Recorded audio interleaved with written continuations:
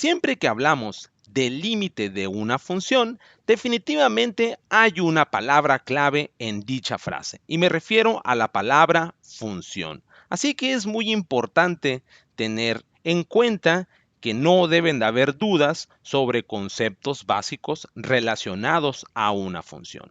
Y es que siempre que hablamos de una función, pues ya debemos saber que existe una notación matemática para dicha función, en donde sabemos que siempre debe estar involucrada al menos dos variables, siendo las más comunes la variable y la variable x. Y también, aparte de su expresión algebraica, también sabemos que las funciones se pueden representar de manera numérica, que es cuando establecemos nuestra famosa tabla de datos o la tabulación de las variables, en donde claramente en una columna está la variable x y en otra columna está la variable y. ¿Y cómo llenamos los datos? Pues le damos un valor a x, que en este caso cuando x vale 1, conocer el valor de y significa sustituir el valor de x en nuestra función, y aquí en este caso sería 1 al cuadrado, 1 más 1 nos da y igual a 2. Cuando x vale 2, el valor de y es 5, ya que sustituimos 2 aquí, 2 al cuadrado más 1 es igual a 5. De igual manera, cuando x vale 3, y vale 10, y así podemos seguir dando sucesivamente nuevos valores a x y podemos conocer el valor de y. Es por eso que a la variable y se le conoce como la variable dependiente, ya que su valor depende claramente de lo que vale la variable x, también llamada variable independiente. Y cabe recordar que ya que hablamos de funciones, así como podemos expresarla de esta manera algebraica, de una manera numérica, ya que tenemos esta tabla, ¿sí?, con suficientes pares ordenados, con un valor en x y un valor en y, podemos trasladarlo a un plano cartesiano y se genera lo que se conoce como la famosa gráfica de la función, en donde aquí claramente tenemos el eje y tenemos el eje X y localizamos cada uno de estos puntos y nos da precisamente esta gráfica de la función, en donde siempre está involucrado al menos dos variables, que en este caso es la variable X y la variable Y. Pues bien, para explicar el concepto del límite de una función, me gustaría que nos enfocáramos solo como una manera de introducción en un solo eje, en el eje X. Es decir, por algunos momentos nos vamos a olvidar del eje Y y vamos solamente a enfocarnos sobre esta recta numérica. Así que voy a hacer un acercamiento solamente a esta zona y vamos a tener lo siguiente. Esto va a ser una introducción al concepto del límite tomando en cuenta solamente una variable. Así que fíjate en esta cuestión.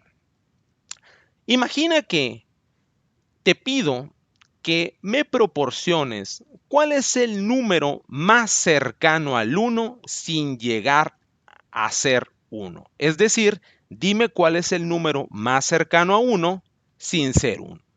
Entonces, si una persona me contestara de una manera sencilla, habría algunas personas que me dirían, pues el número más cercano al 1 sin ser 1, ¿sí?, en este caso puede ser el 0, si es que yo no le digo a la persona que no solamente se pueden tomar números enteros, el 0 es un número entero, sino que yo puedo decirle también complementariamente a esa persona, ¿sabes qué?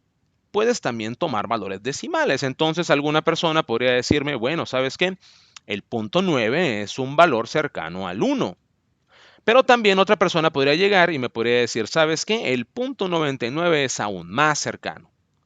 Y otra diría, el punto 999 es aún más cercano, y así podríamos incrementar la cantidad de nueves y tendríamos realmente un valor muy cercano al 1 sin llegar al 1. Y sabemos que cuando vamos a poner una cantidad indeterminada, infinita de 9, lo podemos expresar de esta manera, como 0.9 con esta rayita aquí encima del 9 significa que ponemos todos los 9 que se puedan poner y no tenemos en realidad un valor muy particular, sino una representación de ese número. Y bueno, así como esta persona realmente me está dando valores cercanos al 1, ¿sí? Pues me está dando valores cercanos al 1 menores a 1.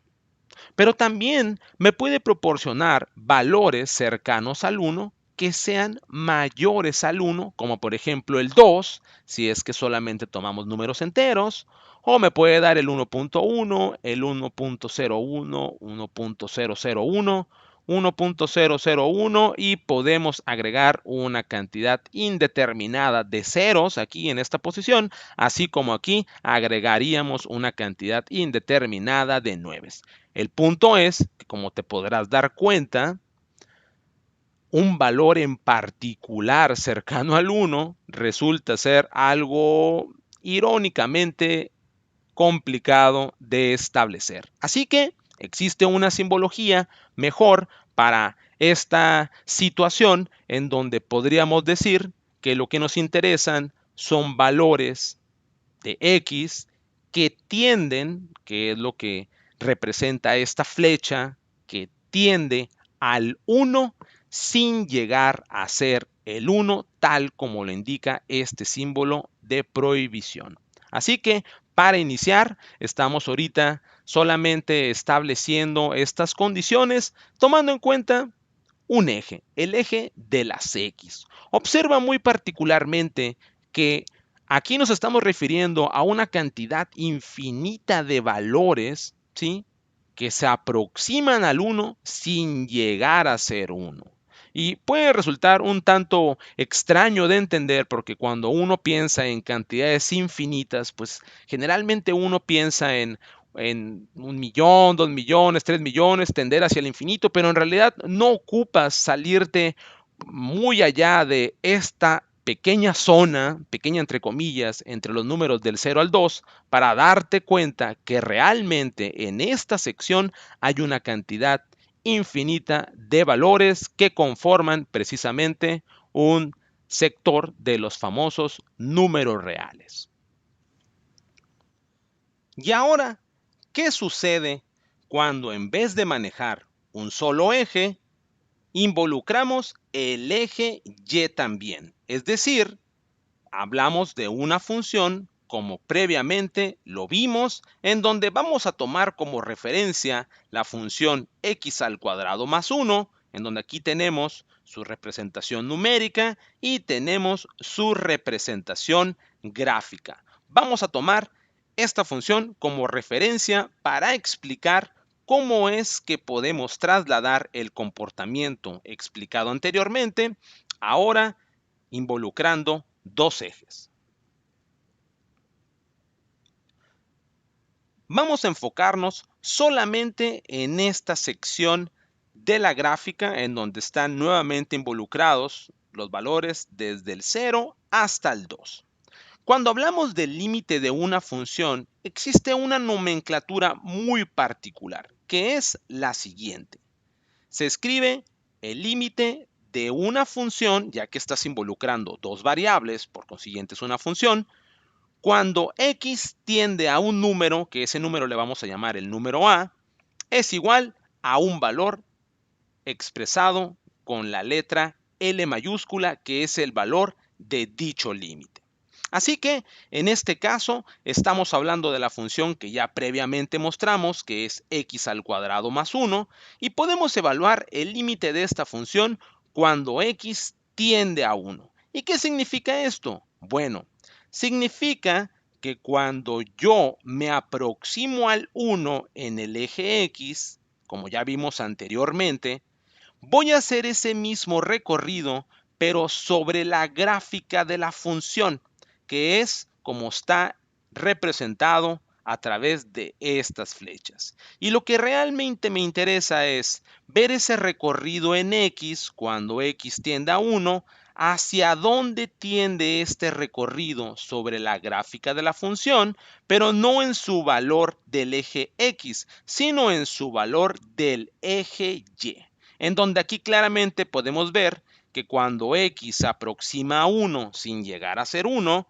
estos valores sobre la gráfica de la función se aproximan al punto 1,2, en donde lo que nos interesa es el valor en y, es decir, el valor de 2. Por consiguiente, el límite de esta función es el valor de 2.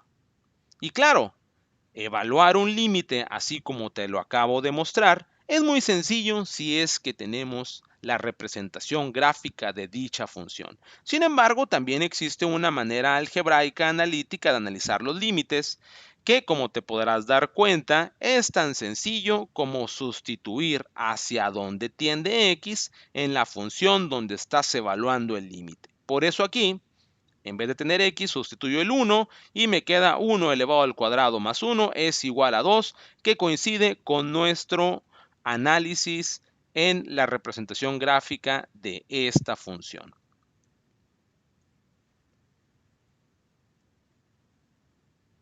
Ahora, realmente, cuando analizamos el límite de una función continua, es decir, una función que no tiene discontinuidades en todo su dominio, como por ejemplo la función x al cubo menos 6x al cuadrado más 8x, que es la función a la cual le corresponde esta gráfica, evaluar un límite es tan sencillo como lo acabo de mencionar anteriormente. Así que si yo evalúo el límite de esta función cuando x tiende a 0, es tan sencillo como sustituir el 0 en toda la función y nos podremos dar cuenta que realmente el límite es 0. Y aquí lo puedo observar. Cuando yo tiendo a 0 en el valor de x, pueden observar que el recorrido de la gráfica también tiende a su valor en 0, tomando en cuenta el eje y. Otro ejemplo es evaluar el límite de la función cuando x tiende a 1, sustituyo el 1 en toda la función y el resultado es 3. Puedo comprobarlo en esta zona también, que cuando yo tiendo a 1 por la derecha y por la izquierda, hacer el recorrido sobre la gráfica de la función me da este punto que está aquí mi cursor, en donde su valor en y es 3. Por consiguiente, el límite evaluado es 3. Veamos un ejemplo más. Cuando yo evalúo el límite de la función cuando x tiende a 3, sustituyo el 3 en la función original y me va a dar como resultado el menos 3. Y si analizamos aquí esta zona, cuando yo tiendo al 3 por la izquierda y por la derecha, el recorrido sobre la gráfica de dicha función tiende hacia este punto en donde su valor claramente en y es menos 3. Ese es el valor del límite, la famosa letra L mayúscula que representa el límite de una función, que en este caso es una función continua. ¿Y qué sucede con el límite de una función que es discontinua? Es decir, una función que tiene ciertos valores de x que no son aceptados o que son prohibidos en dicha función. Veamos un ejemplo. Supongamos que tenemos la función 2x al cuadrado menos 2x dividido entre x menos 1. Y tenemos aquí claramente su representación gráfica. Podemos observar que en esta función hay un valor que es prohibido, podría decirse, que es el valor de x igual a 1. ¿Por qué? Porque aquí si sustituimos el 1 nos quedaría en el denominador 1 menos 1 es igual a 0 y sabemos que todo número dividido entre 0, incluyendo el mismo 0, produce una indeterminación. Y una indeterminación es algo que en las matemáticas definitivamente queremos evitar. Así que esta entra en la categoría de una función discontinua y es aquí en donde la definición de un límite toma mayor relevancia y definitivamente brilla. Así que vamos a ver lo siguiente. Supongamos que así como en una función continua, yo pretendo resolver esta función discontinua resolviendo un límite. Y me quedaría de la siguiente manera. El límite de la función que está aquí, cuando x tiende a 1, te comenté previamente que es tan sencillo como sustituir el 1. Sin embargo, el hecho de sustituir el 1 a mí lo que me permite es darme cuenta de que me queda un 0/0, que como ya te mencioné, es una indeterminación. Así que más de una persona podría pensar equivocadamente que este límite no existe o inclusive pensar equivocadamente que el resultado es infinito porque muchas personas relacionan que una determinación es infinita y eso es algo incorrecto. A decir verdad, de acuerdo aquí a la gráfica, te puedes dar cuenta que conforme yo me acerco a uno por la derecha o por la izquierda de uno, me puedo dar cuenta claramente que si hago ese recorrido sobre la gráfica de la función, realmente tiendo al valor de 2 en y. Y ese es el resultado de evaluar el límite de esta función, porque no importa que en 1 realmente la función no esté definida, ya que en ningún momento yo voy a llegar a 1. Me voy a aproximar a valores cercanos a 1 y puedo ver que realmente esos valores tienden a 2. Pero, ¿cómo es que surge este valor de 2 al hacer un análisis del límite de manera algebraica? Pues existen teoremas que nos permiten llevar a cabo ese análisis correctamente. Vamos a ver un breve ejemplo. En este caso, ¿sí? Como ya vimos aquí, el resultado del límite es 2. Lo que se recomienda hacer es siempre buscar la manera de anular este elemento que está ocasionando que se dé la indeterminación, que es el x-1, y la primera opción que hay que siempre revisar es ver si es posible factorizar en los otros términos presentes, que en este caso son los términos del numerador. Así que en este caso sí puedo factorizar y pueden darse cuenta que 2x al cuadrado menos 2x claramente se puede expresar como 2x por x-1. Lo que va a suceder es que estos términos x-1 se van a anular y me va a quedar la función como 2x, que al momento de evaluar esta función cuando x tiende a 1, ahí es donde puedo comprobar que realmente 2 y lo avala el mismo análisis de este límite, pero de manera gráfica.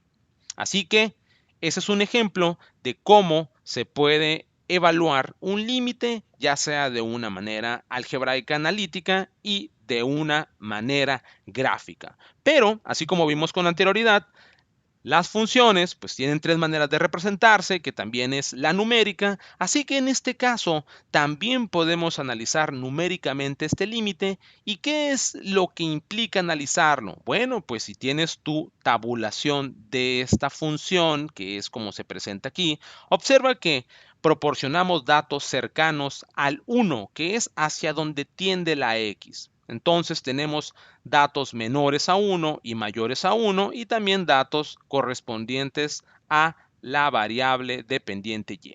Observa que cuando exactamente x vale 1, ya vimos que hay una indeterminación. Sin embargo, conforme los valores de x se acercan a 1, tú te puedes dar cuenta que los valores de y tienden a 2. Este sería el valor de 2, ¿sí? Que tiende de aquí de 1.92 hasta 1.98, conforme yo le diera valores más cercanos al 1, definitivamente la tendencia es 2 y también aquí tendemos al 2 por valores mayores al 2. De esa manera podemos concluir que realmente evaluar un límite puede ser llevado a cabo de tres maneras, tanto la algebraica, analítica, como la gráfica, así como la numérica. ¿Cuál es mejor? Pues definitivamente las tres se complementan entre sí, así que si entiendes este análisis de una manera sencilla, definitivamente estás en una buena posición para evaluar límites de funciones. Adicional a lo anterior, también existe lo que se conoce como límites unilaterales y van muy de la mano de los límites que ya vimos que se llaman límites bilaterales. Así que vamos a tomar nuevamente como referencia, ¿sí?, el análisis que hicimos al inicio de este material, en donde tomamos en cuenta solamente el eje X. Y como recordarán, pues aquí lo que se preguntaba era qué valores tú conoces más cercanos al 1 sin llegar a ser el 1, y algunas personas te podrían haber dado valores menores al 1 y algunas otras personas te podrían haber dado valores cercanos al 1 mayores al 1. Pues bien, hemos analizado los límites hasta este momento tomando en cuenta tanto tender al 1 por la derecha como tender al 1 por la izquierda. Pero sabes, también existe un análisis de solamente un lado y eso es lo que se conoce como los límites unilaterales, es decir, analizar hacia dónde tienden estos valores cuando yo solamente estoy tendiendo al 1 por la izquierda, que se representaría de la siguiente manera. Cuando x tiende a 1 por la izquierda, se pone aquí este símbolo de menos como un exponente del número al cual tiende x, que en este caso es 1. Y si yo quiero hacer el análisis solamente de los números que tienden a 1 por la derecha, es decir, números mayores a él, pues su simbología es x tiende a 1 por la derecha, que se representa con este símbolo positivo aquí como un exponente del número 1. El análisis de los límites unilaterales se ve ya más a profundidad en un tema más a detalle sobre los límites de una función, pero voy a ponerte un ejemplo para que te quede un poco más claro cómo es que se aplican estos límites unilaterales. Así que vamos a ver lo que se conoce como funciones por trazos. Y las funciones por trazos no son otra cosa más que lo siguiente. Funciones que están definidas de maneras diferentes en diversos sectores del eje X. Así que vamos aquí a tener como ejemplo la siguiente función. La función f de x, que está definida como una función lineal x más 3 para todos los valores de x menores a menos 1. Es decir, de menos 1 para atrás tenemos una función claramente lineal, aquí como está, y observa que no llegamos al menos 1, ¿sí? Son valores menores al menos 1, por eso aquí está este círculo sin rellenar que indica que ahí no está considerado el menos 1. El menos 1 se considera en la otra porción de la gráfica, que es todos los valores de x mayores a menos 1 o igual a menos 1. Aquí lo indica claramente y se define por una función cuadrada. Por eso aquí tenemos una parábola que inicia de menos 1 en adelante. A esta función se le conoce como una función por trazos.